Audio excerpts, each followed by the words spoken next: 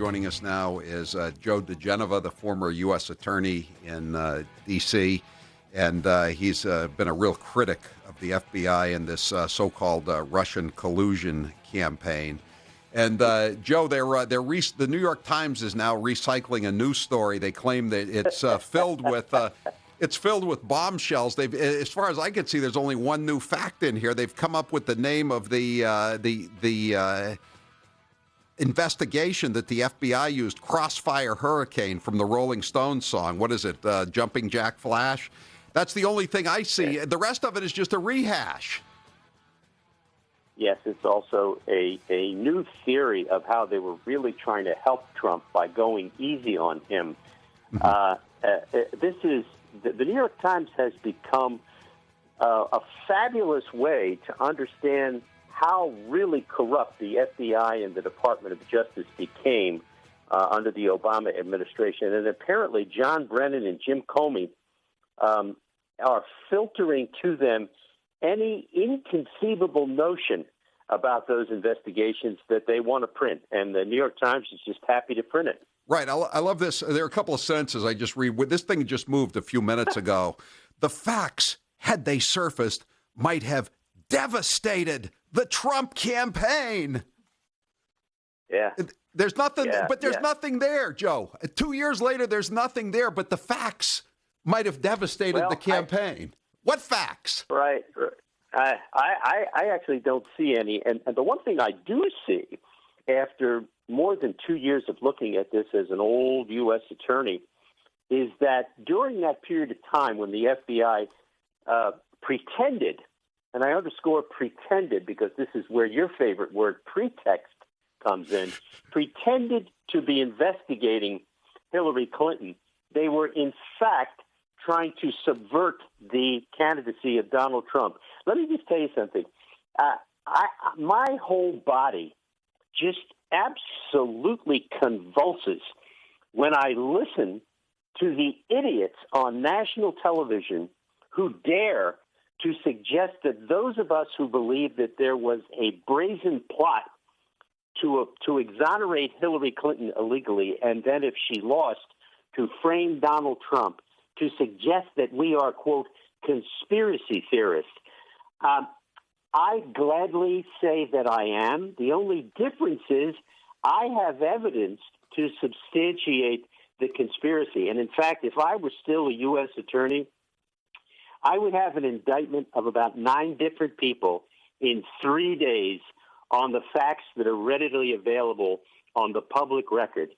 Brennan needs a lawyer. Clapper needs a lawyer. Comey needs a lawyer. And so do about 6 people at the hierarchy of DOJ and the FBI and the Obama administration. This notion in the New York Times that they had some serious evidence against Trump, what they're doing now is they're trying to protect the informant, the spy, the agent provocateur from England. Oh, I'm glad somebody else is using that word. Yes, I love that. That's what he was. Who was planting false evidence with 2 people, Carter Page and George Papadopoulos, so that they would repeat it, and then the FBI could pretend to pick it up and then use it to get FISA warrants. This is so sinister, so treacherous, so inconsistent, and so un-American that any Democrat who, like this idiot Adam Schiff from California, who pretends to believe that the FBI was acting properly in this, is a moron, a purposeful moron. They're beyond the useful idiots that the communists used to use. Right. How about this paragraph? Let me just read you this paragraph, Joe, and then we can go back to, I want to talk about Brennan, but let me read you this. I love this. A review of documents showed that the FBI was even more circumspect in the case than has been previously known. Many of the officials spoke on condition of anonymity because they were not authorized to discuss the investigation publicly. They were so hard. It was so hard to draw them out, Joe, that this thing only runs about 20,000 words. You know?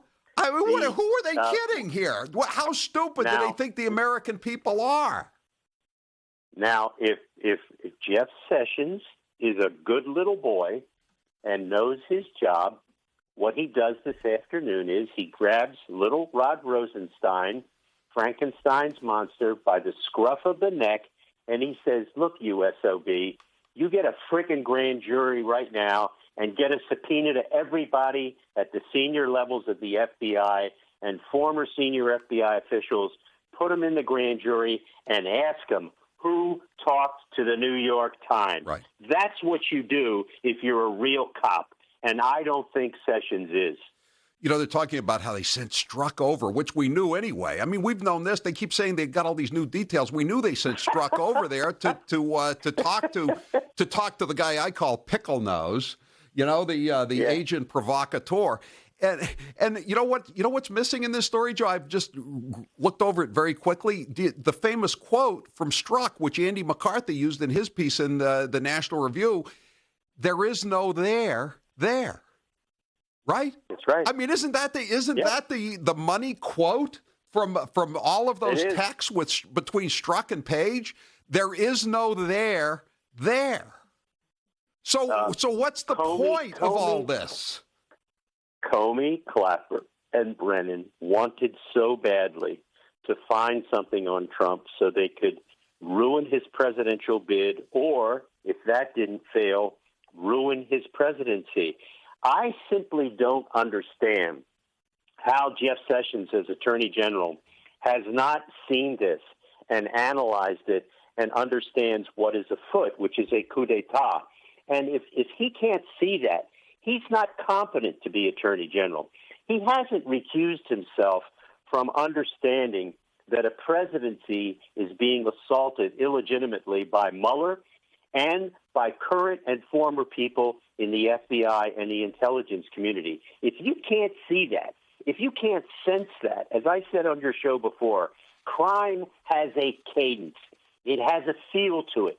And when you're a good cop, when you're a good prosecutor, you know it when you see it. And if he can't see this, if this doesn't just reach out and grab his cojones, he's not bright. He's not competent to be Attorney General.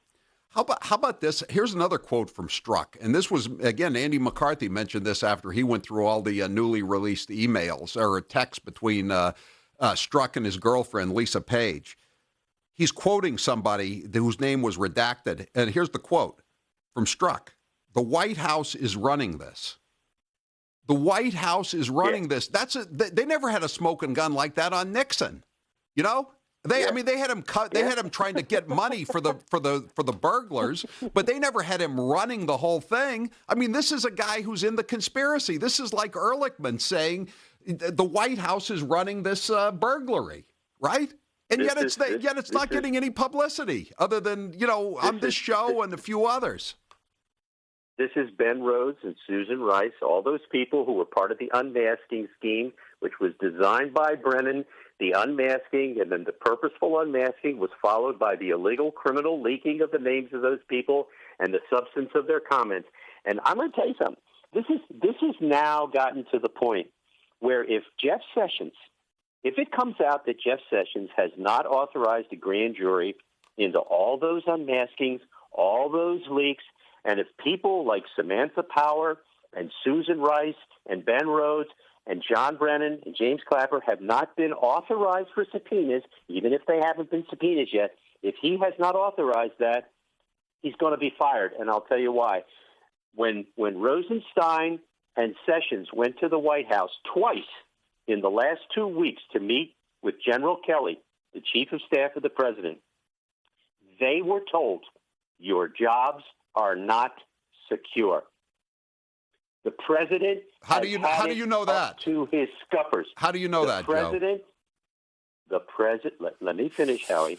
The president has had it up to his scuppers with these clowns, and he has every right in the world to be furious with the incompetence of the Department of Justice under Rosenstein and Sessions. I have been told that by people who know.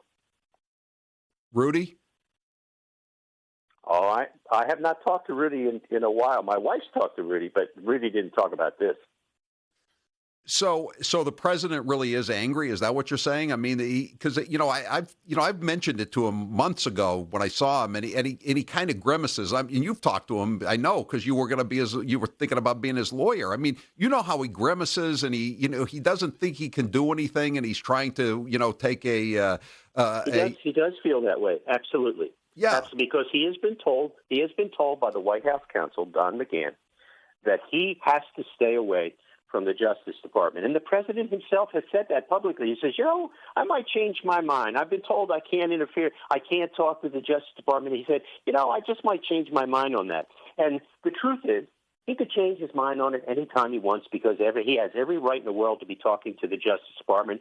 He is the president of the United States. And if you look at Article 2 in the Constitution, little Article 2, it's one of the most beautiful. The Constitution is one of the most beautifully written documents that has ever come. Let me read to you the first line of Article 2 of the Constitution. Listen to this. Section 1, quote, "The executive power shall be vested in a president of the United States of America."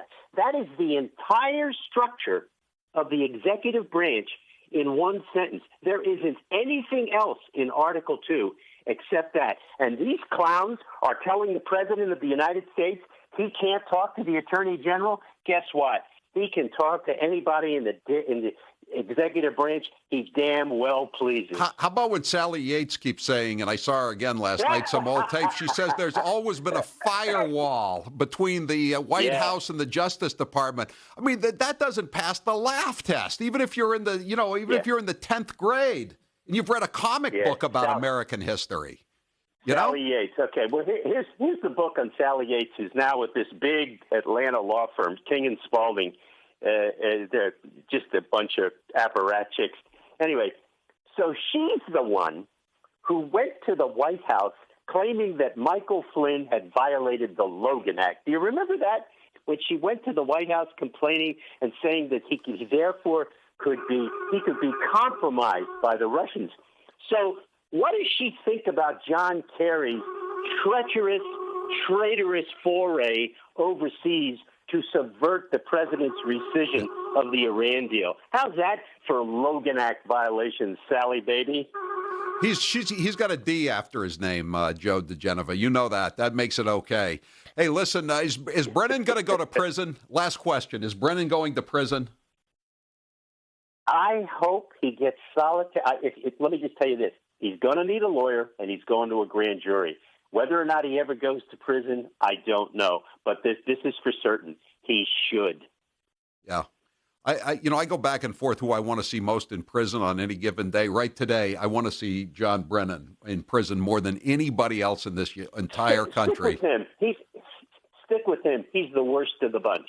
I agree. I think he is. I think he's worse than Comey. I think he was using Comey as a foil. Evil man. And by the way, I don't know if you watched the interview with him the other night on the circus. Did you watch his hands during the interview? That's a guy lying so badly he has to scratch himself while he's answering questions. I thank you for reminding me not to move my hands too much when I'm on TV, Joe diGenova. Thank you for being with us. We appreciate it.